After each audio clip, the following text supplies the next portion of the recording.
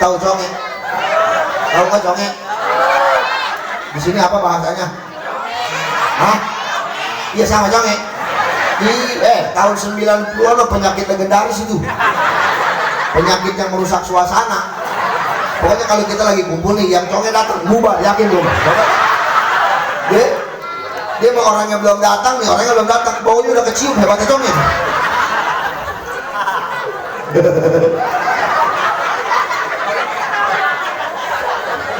Tapi sekarang mah nggak ada yang begitu, nggak ada. Sekarang mah cuman orang miskin penyakitnya ke orang kaya sekarang mah. Betul nggak? Meninggal nih orang kaya. Yang ketiga, pejabat meninggal dunia gara-gara disirikin temen. Yang calon lurah 4, yang jadi 1, yang 3 nyantet semua, tuh mati yang 1. Yang keempat, orang miskin tukang becak mati ketabrak kontainer. Ini 4-4 meninggal Pak. Beres meninggal ketemu nih di penghisaban, ketemu nih yang berempat, yang 3 nih, yang 3 udah pede. Kata Ustadz ke orang kaya, bos, kayaknya gua ke surga aja duluan.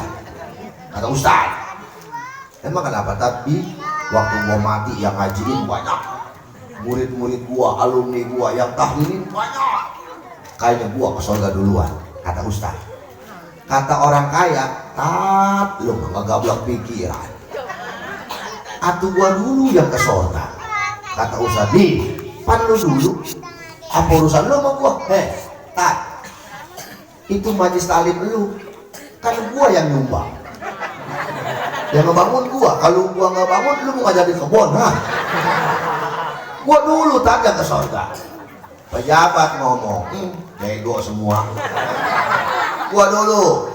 Kata Ustadz sama orang kaya, kan lu dulu. Pejabat, ya itu proposal. Yang tanda tangan siapa?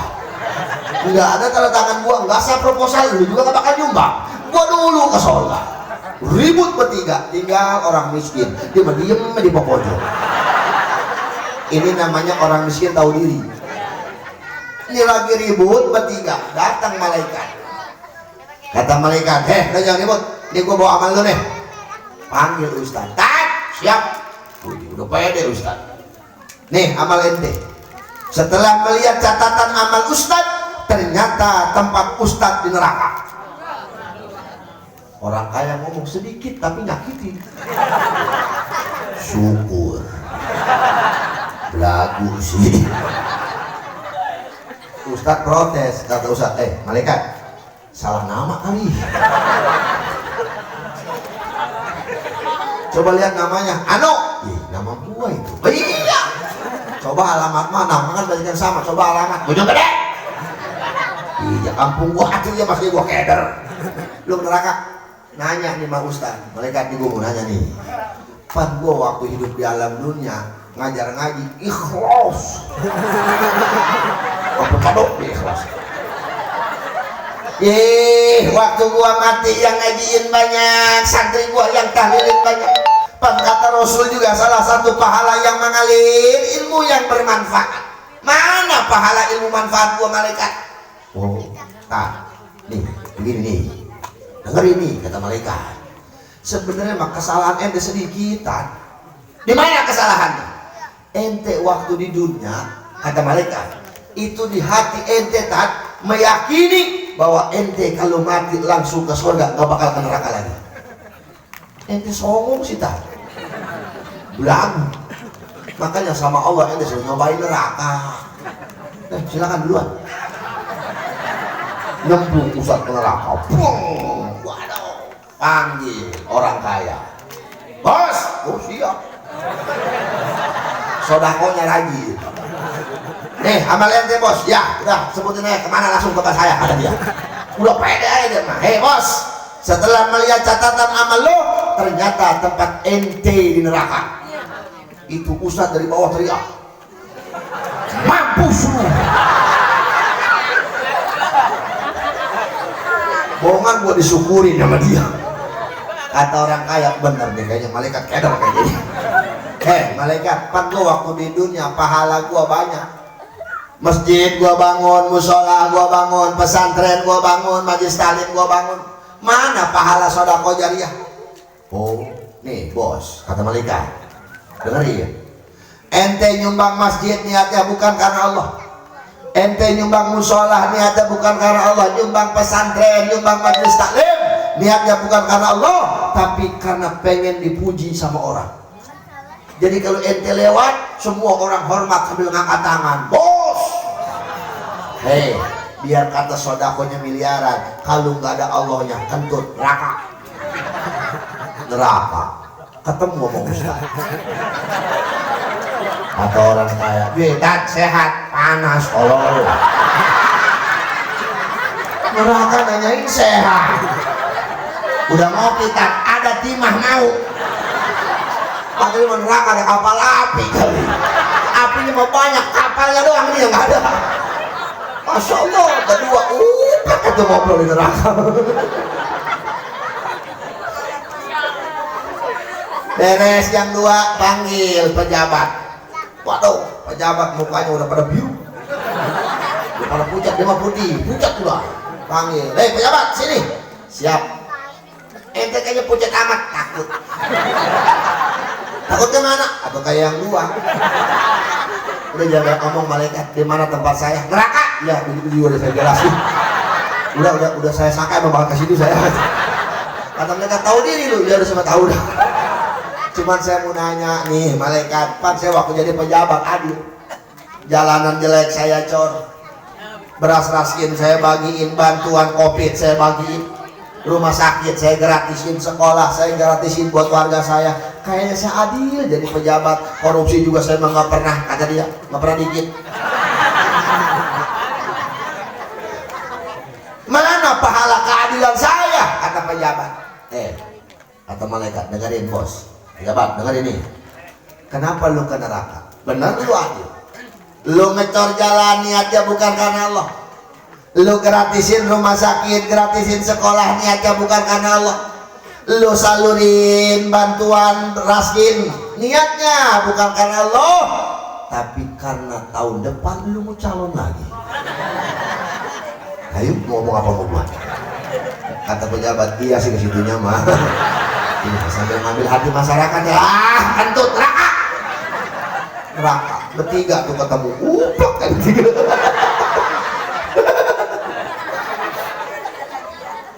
Yang terakhir dipanggil tukang becak. Becak, siap. Lemes amat. Tapi gimana nggak lemes?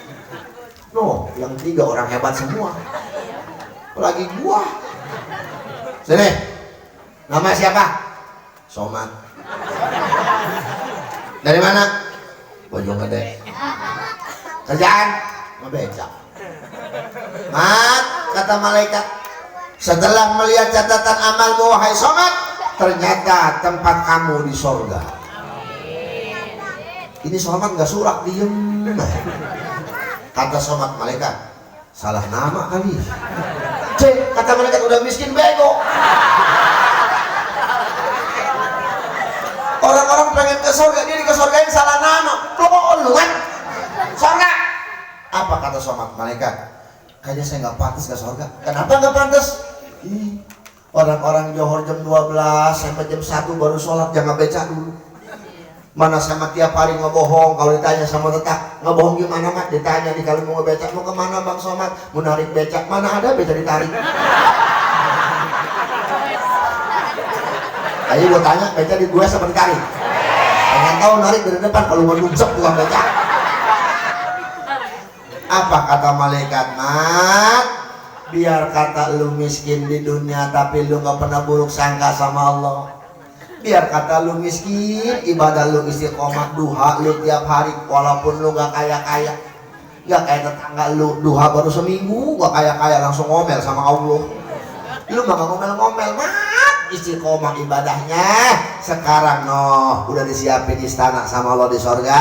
Bidadari noh 70 udah nungguin ya. Waduh udah manggil bidadari, Somad, I love you. Mana bidadari mah Masya Allah, bidadari mah cantiknya luar biasa. Aduh, bidadari mah mana nggak ada jandanya. Gak ada janda bidadari. Bidadari mah kalau habis dipakai rapat lagi, dipakai rapat lagi. Tapi dia nggak percaya. Mana bidadari mah nggak pernah tidur, nggak pernah ngiler, nggak kayak bini bapak. Bidadari udah ngapain Somat, cepetan Somat. Itu Somat jalan ke surga pelan-pelan, pelan-pelan. Kata mereka, mat cepetan. Gua kunci lu. Ayo lari. Waduh, pelan Somat. Segitu mau nyampe ke surga, mau masuk ke surga, Somat keluar lagi. Kata malaikat, mat kenapa lu keluar? Malaikat, sebelum saya masuk surga, saya mau nanya. Katanya orang kalau masuk surga mah pengen apa yang dibagi? Dibagi mat. Minta apa lu? Asal jangan minta beca ya. Atau apa beca malaikat buat kenal-kenal. Ayo minta apa? Ngomong sama gua. Apa kata Somat? Malaikat, saya minta ustadz yang tadi ke neraka tolong diajak ke surga. Apa kata malaikat? Wah, gak bisa itu Mat. Yang lain dah Mat, dari gua tambahin lagi 70 ya. Dulu doang yang lain mau gua bagi mau gua. Lu jangan dulu biarin urusan di neraka biarin. Lu mah jangan mikirin dia. Udah dulu ke surga tenang-tenang ya. Jangan mikirin ustadz. Ustadz juga lagi senang-senang di neraka.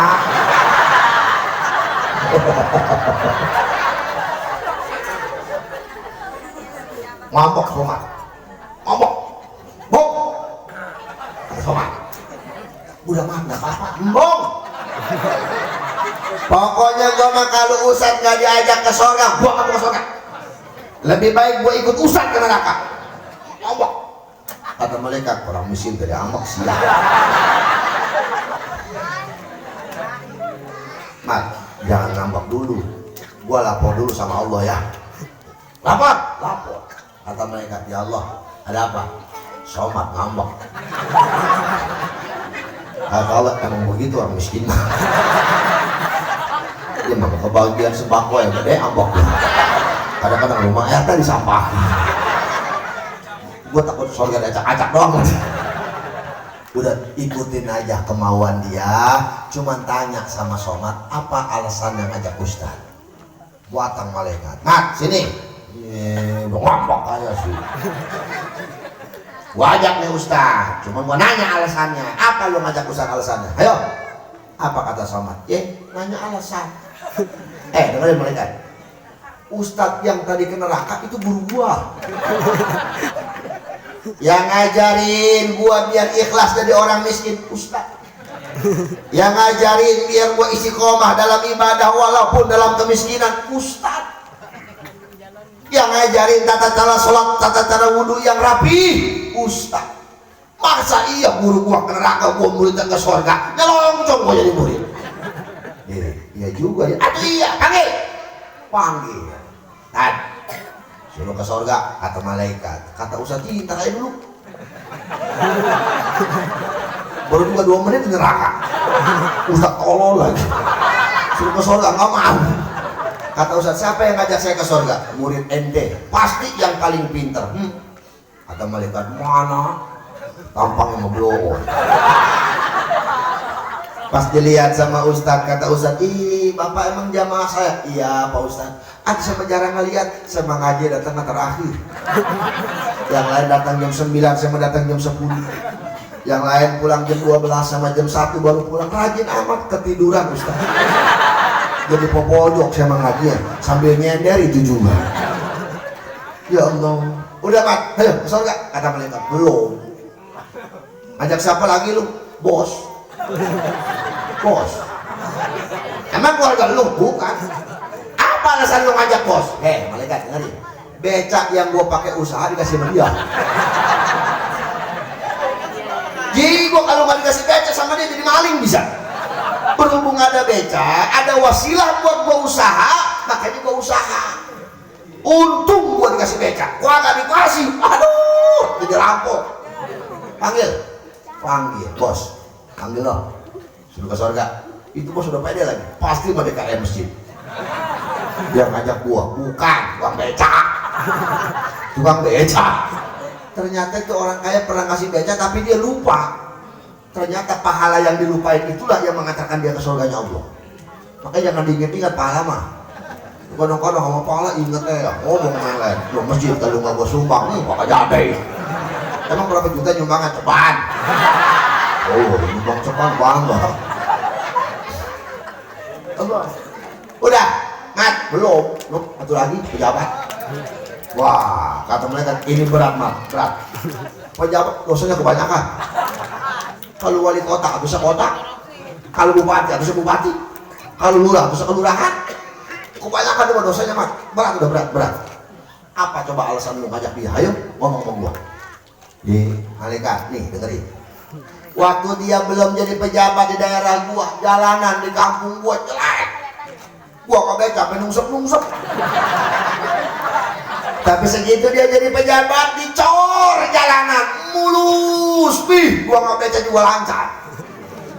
Anak gua ketika sakit, gua masuk rumah sakit gratis. Coba kalau dia nggak jadi pejabat, gua pada bayar, gua makin puyeng.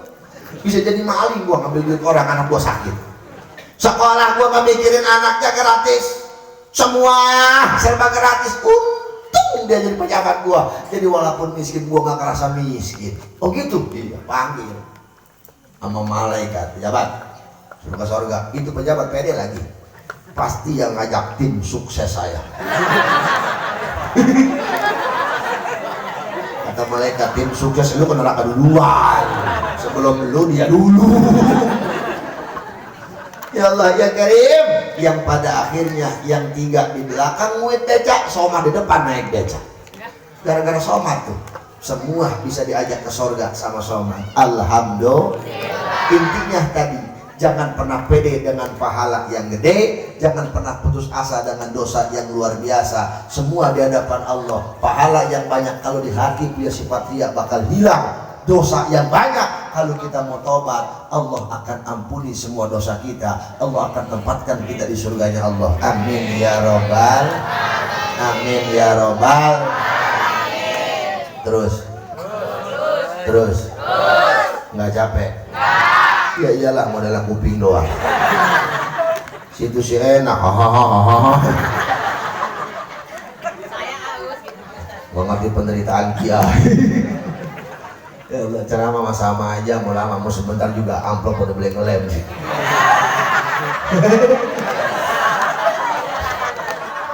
Bohong ketang. Ini lagi yang undang saya Ustaz Mustafa. Enggak, tenang Ustaz, jangan dipikirin amplopnya. Usahain aja dulu. Saya nggak butuh amplop. Isi juga kagak. Jadi saya mau dibagi, alhamdulillah. Nggak juga nggak apa-apa kalau nggak malu. Bohong datang bohong. Amplop nomor 2, nomor 1 berkat. Penting berkatnya. Sebab kalau saya pulang ceramah nggak bawa berkat, bini saya suka curiga. Kita kan pulang ceramah saya ditanya, Fafa. Lah emang apa bini gua? Ceramah di mana? Bojong Gede. Pantesan pulangnya pagi, jauh. Berkatnya mana? Kagak dibagi. Bohong. Rumah janda ya, soal begitu. Makanya berkat apa penting Ustaz? Dari sekarang bungkus yang rapi. Kalau bisa pakai kardus, jangan pakai kantong kresek. Takut acak-acakan di mobil lagi. Masa iya gue bilang ceramah mengutin berkat di mobil.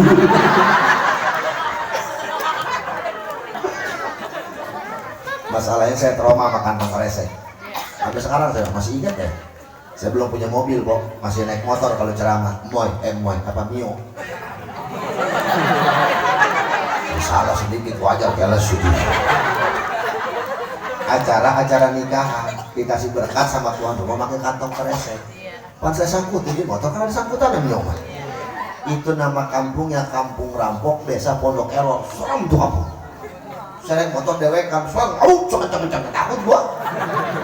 Saya ngebut, saat lagi ngebut di depan ada lubang. Pak burung rem saya hantam tuh lubang. Cekwek, masya Allah, plastik jebol. Berkat acak-acakan berkat. Mana isinya jeruk, salak, bekakak, sama nasi.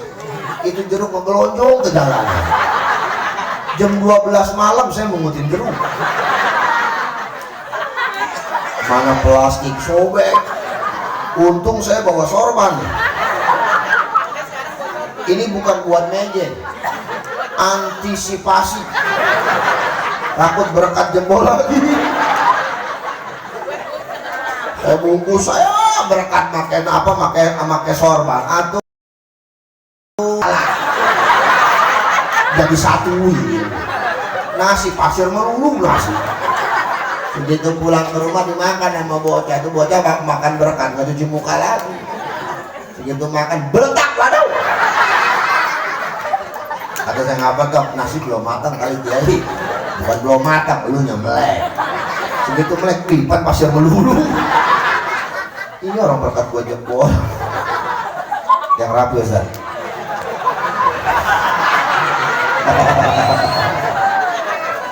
No, saya pernah ceramah daerah Malingping, Banten ujung sana. Itu orang Malingping ngasih berkat sama saya, Masya Allah, pakai kardus bekas kulkas.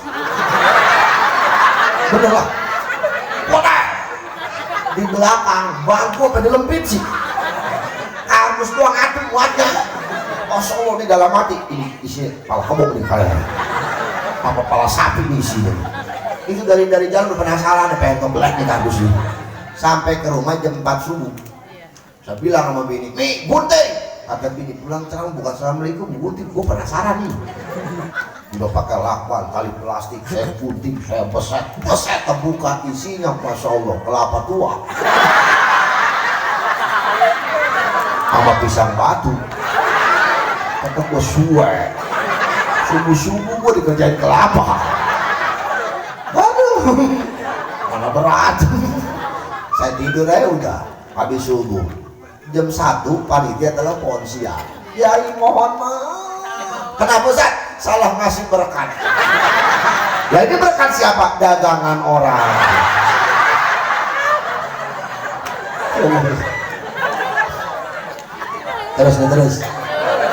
Terus. Masih kuat? Sejam lagi kuat? 2 jam? 3 jam? Hebat. Bombok kuat 3 jam. Gua sejam juga loyo. Sama ceramah biasanya cuma sejam Pak. Mau di Bojonggede kayak mau di Jawa kayak mau di Kalimantan kayak sejam. Lewat dari 1 jam itu kan lembur gua.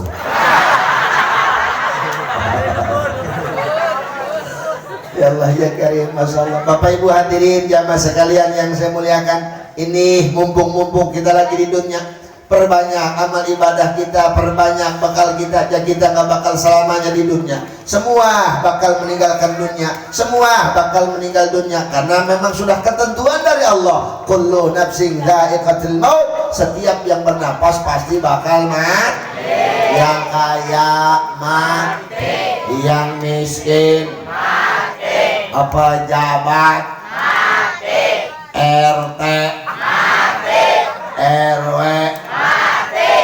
Ada orang dulu. Bukan saya itu dia tuh. Pak Ustadz mati. Mengelontok sini. Semua bakal meninggal dunia. Ketika nyawa berpisah dengan raga, yang kita bawa cuma 1 pahala. Betul? Sesayang-sayang bapak sama bini mati duluan, mau ngikut? Sohor. Ibu sayang sama laki, cinta sama laki-laki, mati duluan, mau nemenin ke dalam kubur? Boro-boro, betul nggak? Kadang-kadang perempuan kalau laki yang mati nangis makanya yang iya. Kalau mata gak ninggalin gua kan anak masih pada kecil. Gua gak kuat hidup sendiri, gua mendingan ikut sama lu. Nangis sama begitu. Masih gitu lakinya mau dikubur, kata Amil, ayo Pok masuk. Tadi katanya pengen ikut, enggak Amil, gua bercanda doang. Ya dulu. Laki juga sama, bini mati duluan paling yang nangis mata sebelah doang. Yang kiri, yang kanan mengelirik. Janda mana yang bomba? Betul nggak? Tidak ada yang abadi cuma 1, pahala dan amal ibadah. Dari sekian banyak ibadah, tetap ibadah yang paling utama adalah sholat. Makanya rapihin sholatnya, benerin sholatnya, bagusin sholatnya, biar ntar amal ibadah yang lain juga ngikut bagus. Sebab yang pertama kali Allah pertanyakan di akhirat urusan ibadah adalah ibadah nih. Kalau dalam rumah ada orang yang nggak sholat, seling mengingatkan, betul nggak?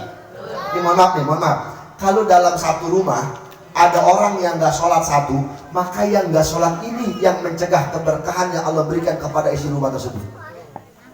Awas, makanya perlu saling mengingatkan. Tapi kadang-kadang dalam satu rumah ada aja sih yang nggak sholat nggak ya? Benar nggak? Ada yang lakinya rajin sholat, bininya cules. Ada yang begitu nggak tuh? Bininya rajin sholat, lakinya malas. Ada yang begitu? Laki bini rajin sholat, anak nggak mau sholat. Ada? Laki bini, anak rajin sholat, mantu nggak mau sholat. Ada? Ih, komplit ya. Serba anak bodoh-bodoh. Ada aja yang nggak sholat. Makanya harus saling mengingatkan. Bapak punya bini nggak sholat, bapak yang negur. Sebab kalau nggak ditegur, bapak kebagian dosanya. Tegur. Kalau ditegur disuruh sholat nggak mau sholat, ancam. Sholat nggak? Gue cerain kalau nggak mau sholat. Begitu ancam. Ibu punya laki suruh sholat, kagak mau sholat, ancam. Sholat pak, nggak mau bagi loh. Dan kadang-kadang kalau laki disuruh sama bini, galakan laki kadang-kadang. Tuh, iya. Kawan mukanya mau gue curhat sebenarnya. Apalagi yang laki jawara, waduh galakan dia. Bini nyuruh sholat ditabuk, bikin kopi nggak enak ditabuk. Saya paling wadak tuh sama laki-laki begitu tuh. Jangan begitu, jadi lelaki mah, betul nggak Pak? Perempuan mah jangan karena ditabuk dia mah digetak juga nangis. Hah, benar? Dia ditabuk sama laki nggak berani ngelawan. Paling nangis ke kamar, tabuk sama laki, blopak lari ke kamar, tutupin muka sama bantal. Batinnya ngejerit, wanita mana pasti tak tahan apabila suami itu gak ada yang bersih. Masya Allah, betul gak? Makanya kalau ibu punya laki yang disuruh sholatnya rada galak, nyuruhnya jangan sekaligus, pelan-pelan. Bilang sama laki, bang, atau kalau kamu sholat mau belajar lewat, bang kamu sholat.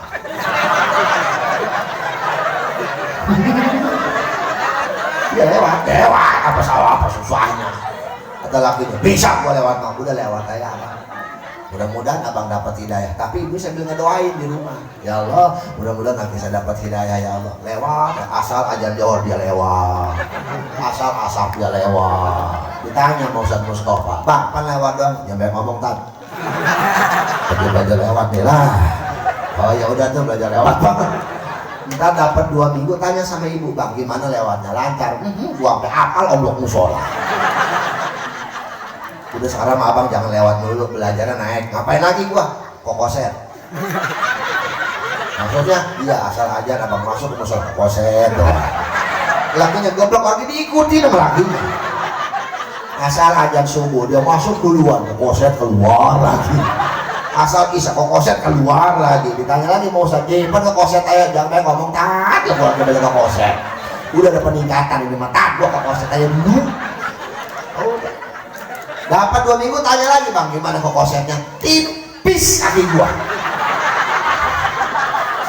Ya udah sekarang mah jangan belajar kokoset, jangan belajar lewat. Sekarang mah belajarnya naik. Apalagi yang gua pelajarin? Kata lakinya, duduk di bawah beduk. Jadi yang lain sholat dia duduk. Insya Allah dapat seminggu juga sholat. Kenapa? Malu sama beduk. Betul nggak? Jadi orang yang nggak mau sholat itu lebih hina daripada binatang. Bahum abol, lebih sesat. Betul? Kambing, tahu kambing? Pernah ngeliat kambing ikut sholat maghrib di musola? Pernah ngeliat kambing tarawih di masjid? Pernah? Hah? Sholat nggak kambing? Tapi lebih mulia kambing daripada orang nggak sholat. Di mana mulianya Ustaz? Kambing mah biarpun nggak sholat, nongkrongnya di musola. Wah, mana ada kambing nongkrong di musola? Itu beduk. Ngomong apa mau gua? Kulit apa? Ada beduk kulit aki-aki.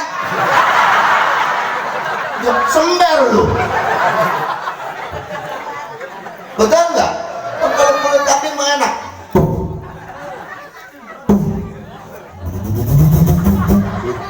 Coba kalau kulit aki-aki, apa kulit nenek-nenek?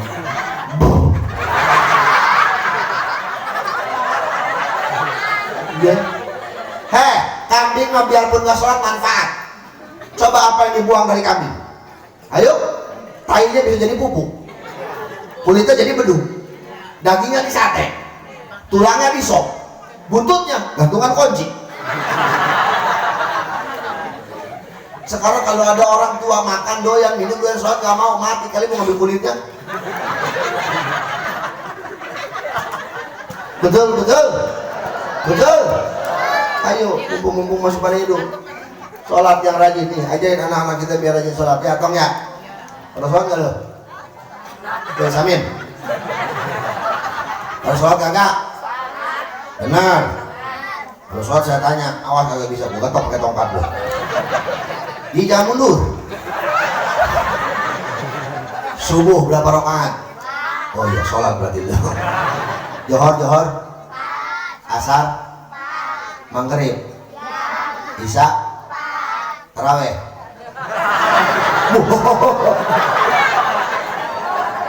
Biang kerok taraweh nih. Jika imam belum beres baca walalulin udah amin. Rese dia merese.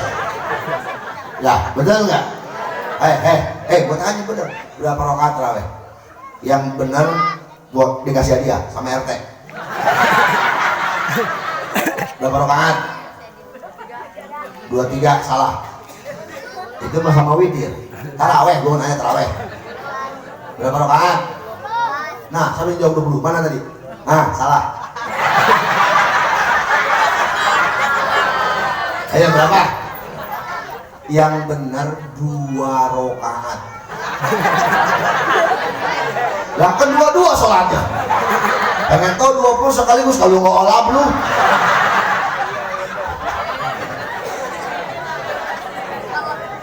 Ayo nih, bentar lagi nih, sebulan lagi taraweh, jangan pada bercanda ya. Ya. Nih, empok juga sama, Pok. Kalau taraweh jangan suka pilih-pilih sama imam. Tuh, ketahuan sering ketawa, Pak. Buat pilih-pilih. Perempuan mah kalau taraweh nampak dulu di belakang. Siapa imamnya? Ayo lu. Betul nggak? Kadang-kadang mulai teman-teman, kalau aki-aki pulang yuk. Kenapa? Lama. Makanya besok mah kalau tarawih, mohon maaf Kiai, mohon maaf Abah Haji, besok mah yang udah sepuh mah jangan jadi imam. Ya, kenapa? Karena banyak rakaatnya. Betul? Banyak. Tapi jangan kecepatan juga. Mentok-mentok imam anak muda, tarawih kayak kesurupan. 15 menit beres sama witir-witir ya. Aduh tarawih digentak-gentak sih bagaimana? Segitu maju anak muda, sudah tarawih. Allahu Akbar. Adik-adik mati gua. Setruk urusannya.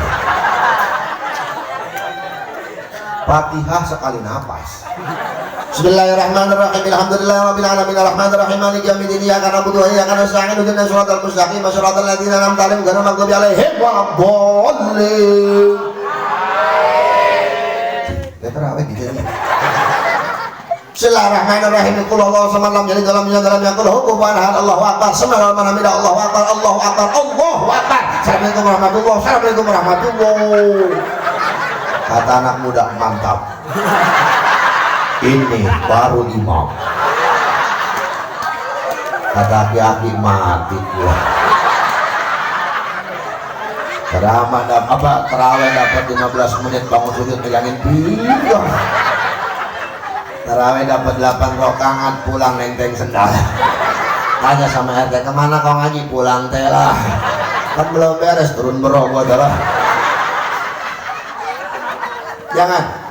Jangan kecepatan, jangan kelambatan. Kalau kecepatan khawatir nggak benar bacaannya, makhrajul hurufnya nggak benar, tumak ninahnya nggak ke bawah, atau dapet capeknya doang kita tarawih. Betul?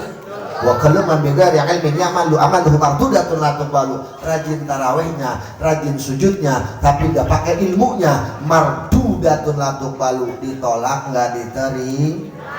Makanya cari ilmunya biar sholat kita rada bener, sholat kita rada diterima sama Allah, rada rapilah sholatnya, betul nggak? Walaupun kehusunya rada susah, betul? Makanya kalau nggak paham urusan ibadah, tanya sama kiai, tanya sama ustadz, biar paham. Jangan nanya sama Google. Ini orang sekarang nanya ke kiai nggak mau, belajar ke majelis taklim nggak mau, belajar sama Google. Nanyanya ke Google. Akhirnya merasa benar sendiri sholatnya. Makanya lihat orang sekarang sholat macam-macam. Saya pernah sholat kiai di Al Azhar, Masjid Kota Tangerang yang kubahnya segede ayam gambreng. Itu lagi sholat saya ribut sama orang, lagi sholat saya ribut sama orang. Lagi mana nggak ribut, mohon maaf. Ini orang sholat di samping saya, berdiri, sejadah 2 habis. Ini gue praktekin, begini berdiri ini.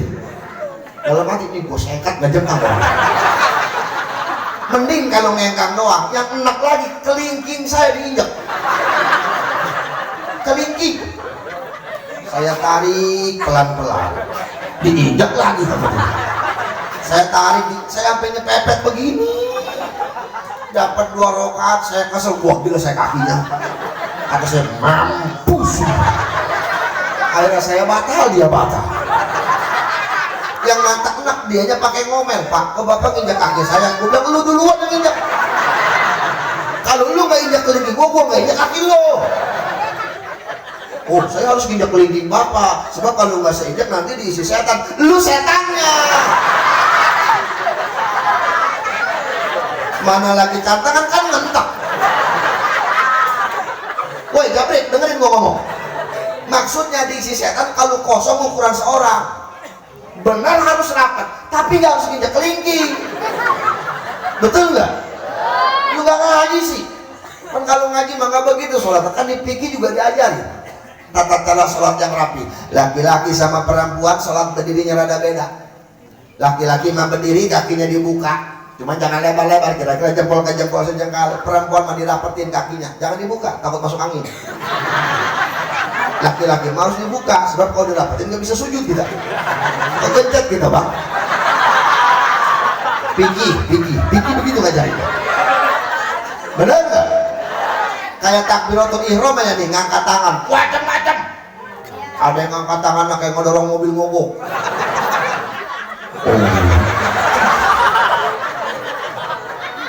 Ada yang ke atas, ada yang pelit, dasar. Allah. Ada yang parah, Emang nggak boleh Ustaz? Emang ngangkat tangan mah urusan sunnah, nggak lu angkat juga sah-sah saja sholatnya. Tapi kan kita nyari keutamaannya, nyari keafdalannya, betul nggak? Laki-laki kalau ngangkat tangan bagusnya telapak tangan pada buat kiblat, jempol di bawah telinga. Allahu Akbar. Perempuan di dada buat ngeganjel. Boholi biar jangan kendor. Naruh tangannya kiri di bawah, kanan di atas. Tempatnya di atas pusar, di bawah dada. Allahu Akbar. Pan ada orang yang naruh tangan di bawah pusar, kayak jaga tendangan bebas. Allahu Akbar.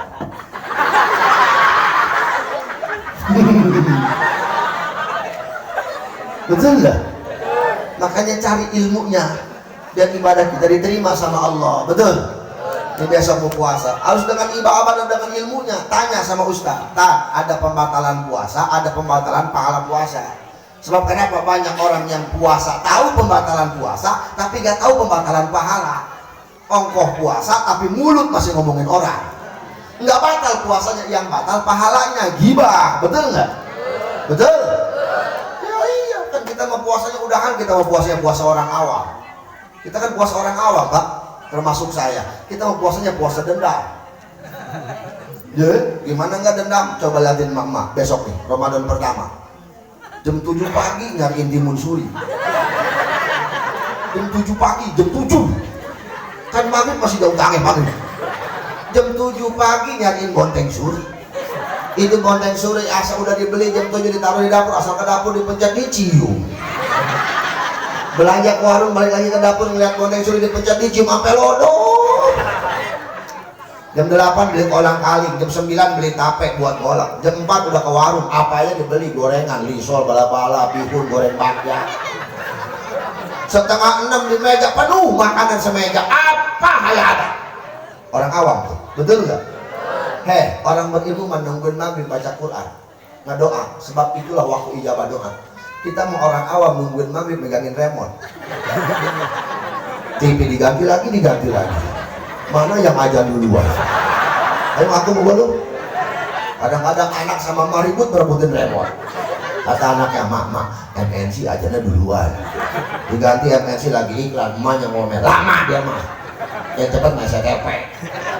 Diganti STP, Ustadz lagi kultum, anak kan dendam, makan tuh aja. Ceramah dulu kapan ajannya. Datang babanya, diganti RCTI, pas ajan. Ajan belum beres, yang buka kolak udah bisa mangkok. Di TV yang ajan belum selesai, baru Allah belum akbar belum akbar, baru Allah itu baca doa buka puasa ke orang kesurupan, Allah malah kesurupan. Baru Allah doang kolak semangkok, timun suri segelas, gorengan sepiring. Beres aja di TV, la ilaha illallah, dijawab sama emaknya, bapaknya paling gede, giliran taraweh, ngedangkak kayak kebengkaran. Betul nggak? Yang awam tuh modelnya tuh. Makanya harus cari ilmunya, kudu syai'in bi'ilmihi, setiap sesuatu harus dengan alhamdulillah. Banyak ibadah kita, ibadah dengan sesuai dengan ilmunya, insya Allah bahan kita, bekal kita banyak, dan insya Allah kita bakal meninggal dunia, Allah telah siapkan istana di surganya. Amin ya robbal, amin ya robbal. Mudah-mudahan kita semua diberikan hidayah sama Allah subhanahu wa ta'ala. Yang gak mau ibadah biar rajin ibadah, yang udah rajin ibadah mudah-mudahan istiqomah dalam ibadahnya. Anak-anak kita soleh dan solehah, rumah tangga kita sakinah mawaddah warahmah. Puncaknya ketika nanti Allah cabut nyawa kita, mudah-mudahan kita meninggal dunia dalam keadaan husnul khotimah. Al-Fatihah bil qabul wa tamami kulli su'il wa ma'mul wa ila hadratir rasul. Al-Fatihah. Bismillahirrahmanirrahim. Alhamdulillahi rabbil alamin, arrahmanir rahim, maliki yaumiddin. Iyyaka na'budu wa iyyaka nasta'in, ihdinas siratal mustaqim, siratal ladzina an'amta 'alaihim ghairil maghdubi 'alaihim waladdallin. Amin Allah ya rabbal alamin. Allahumma shalli ala sayyidina Muhammad wa ala ali sayyidina Muhammad.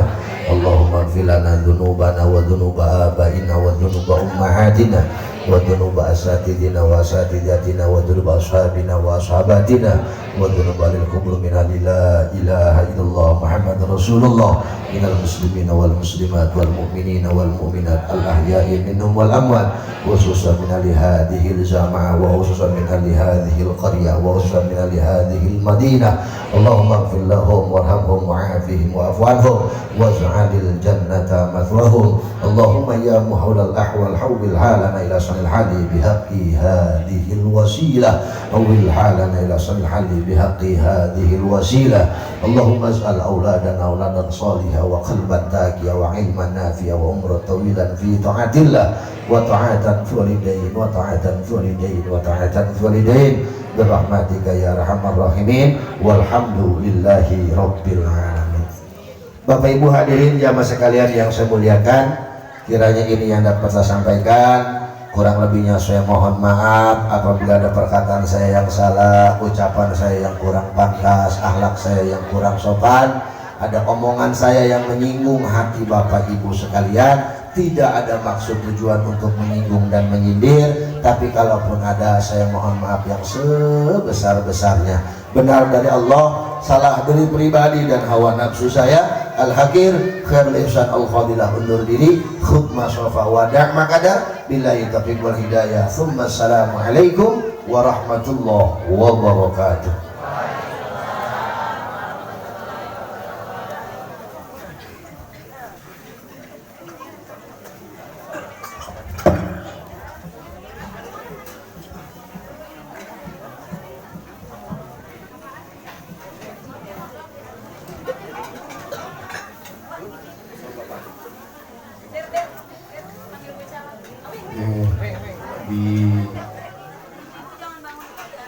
diberitahukan kepada para jamaah sekalian, khusus kepada kiai, para guru. Kami sudah siapkan untuk makan malam, jadi mohon kiranya untuk menyediakan waktu kita makan berjamaah, kita makan bersama yang sudah disiapkan. Dan mudah-mudahan apa yang kami siapkan lebih berkah untuk kita semua. Itu saja. Terima kasih.